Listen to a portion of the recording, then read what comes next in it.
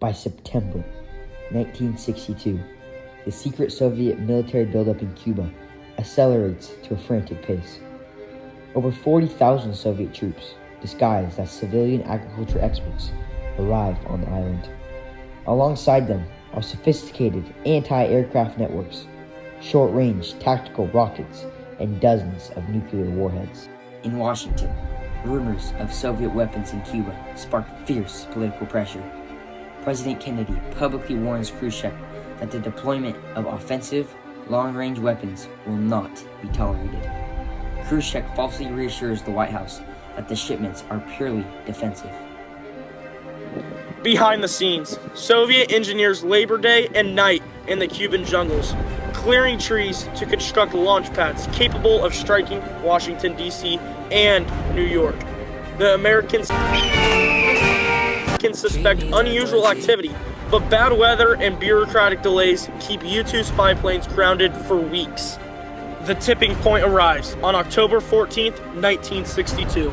A lone American U-2 spy plane glides high above western Cuba, its cameras clicking continuously. When the film is developed in Washington the next morning, analysts spot unmistakable outlines of medium-range ballistic missile sites near San Cristobal. The secret is out. The deception is shattered.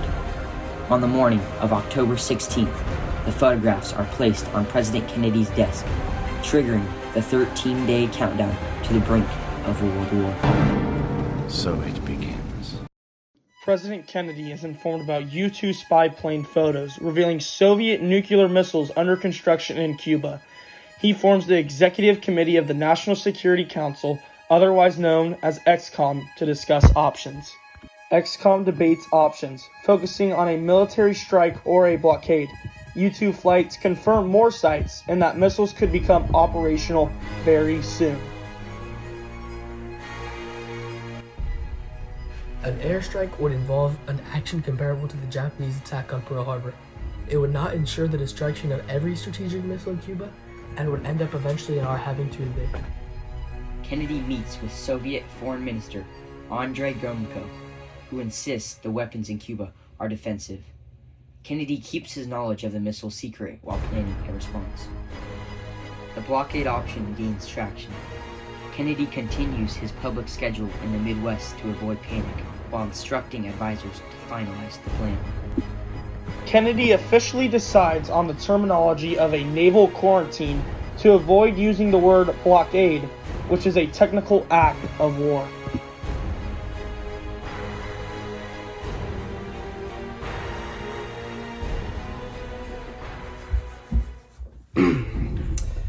In October 1962, President John F. Kennedy imposed a naval quarantine on Cuba to stop Soviet ships from delivering nuclear missiles and offensive military equipment to the island. Deliberately chosen over a blockade, which is considered an act of war under international law, the quarantine allowed the U.S. to intercept vessels without immediately escalating to open conflict. The U.S. Navy established an arc of ships positioned initially about 800 miles out from Cuba, creating a barrier to intercept incoming Soviet vessels. U.S. Navy ships hailed approaching vessels to verify their cargo. If a ship was suspected of carrying offensive weapons, it would be intercepted, boarded, and inspected. Tensions were immensely high as the U.S. destroyers actively tracked Soviet submarines in the area, occasionally forcing them to surface with the depth charges to identify them. Military leaders advised that airstrikes cannot guarantee the destruction of all missiles. Preparations for the announcement and blockade continue. Kennedy informs British Prime Minister Harold Macmillan and delivers a televised address announcing the discovery of the missiles in the blockade. U.S. troops are put on alert.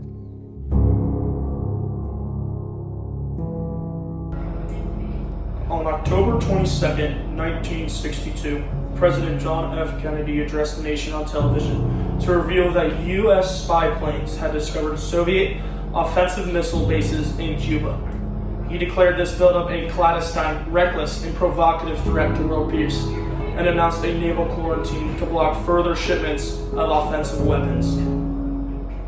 The Organization of American States unanimously supports the quarantine. Soviet ships carrying more military equipment approach the quarantine line. The blockade goes into effect. Khrushchev announces the quarantine is an act of aggression. Some Soviet ships stop or turn back.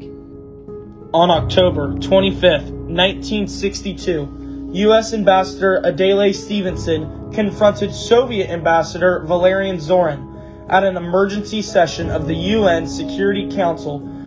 Do you, Ambassador Zorin, deny that the USSR has placed and is placing medium and intermediate range missiles and sights in Cuba?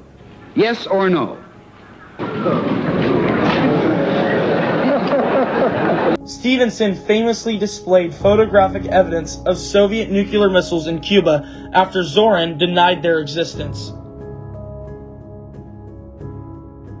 We're gonna blast them now. We will not die, but we will sink them all. We will not become the shame of the fleet. The U.S. military prepares for a potential invasion of Cuba. Kennedy receives a long letter from Khrushchev hinting at a deal, removing missiles in exchange for a promise not to invade Cuba. The crisis hits its peak. A U-2 plane is shot down over Cuba, killing pilot Rudolf Anderson. A second, harsher letter from Moscow arrives demanding the removal of U.S. missiles in Turkey. Kennedy decides to ignore the second letter and publicly accept the terms of the first letter. Khrushchev announces over radio Moscow that Soviet missiles will be dismantled and removed from Cuba. The immediate threat of nuclear war finally passes. The aftermath.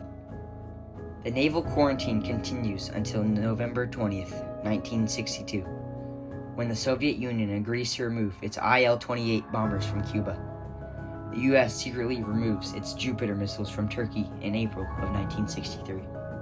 The Cuban Missile Crisis marked a turning point in the Cold War, demonstrating just how close the world had come to nuclear catastrophe. For 13 days in October of 1962, tensions between the United States and the Soviet Union escalated to unprecedented levels after Soviet nuclear missiles were discovered in Cuba. The crisis fundamentally changed the relationship between the two superpowers, as both nations recognized that direct confrontation could lead to mutual destruction. In response, leaders on both sides pursued greater diplomatic communication, including the establishment of the Moscow-Washington hotline and future nuclear arms control agreements. The effects of the crisis continue to influence global politics today, shaping modern strategies surrounding nuclear deterrence, international diplomacy, and crisis management. It remains a powerful reminder of the consequences that can arise when political conflict and military power collide.